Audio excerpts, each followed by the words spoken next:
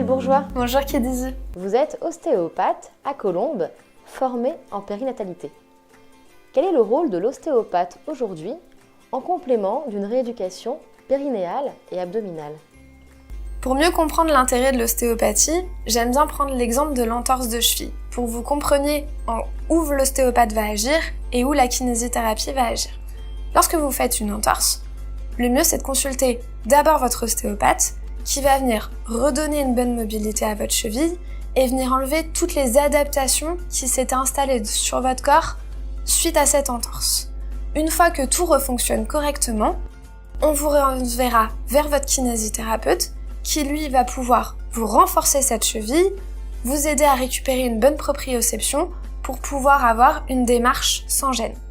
Pour la rééducation du périnée, du coup, c'est la même chose. Alors déjà, on va voir deux cas de figure. Pourquoi pour une voix basse et pourquoi pour une césarienne? Tout d'abord, la voix basse.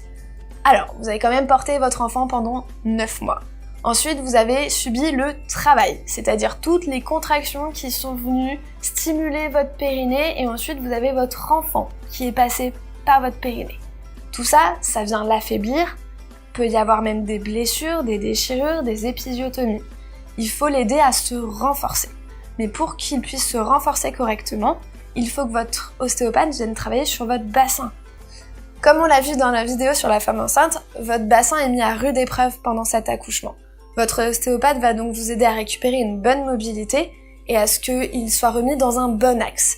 À ce moment-là, la rééducation du périnée va pouvoir être efficace parce que vos muscles vont être mis dans une bonne conformation pour pouvoir être stimulés d'une meilleure façon qu'il soit.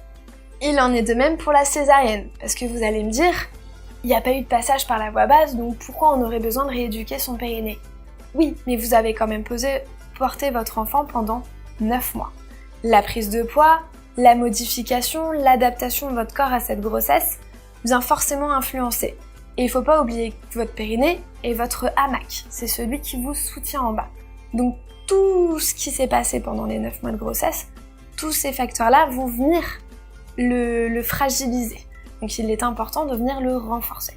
Une consultation d'ostéopathie du coup associée à une rééducation périnéale et abdominale est essentielle pour déjà reprendre conscience de votre corps, récupérer une bonne mobilité, un bon fonctionnement et aussi une bonne posture pour ne pas qu'il y ait par la suite des gênes qui apparaissent, voire même des douleurs.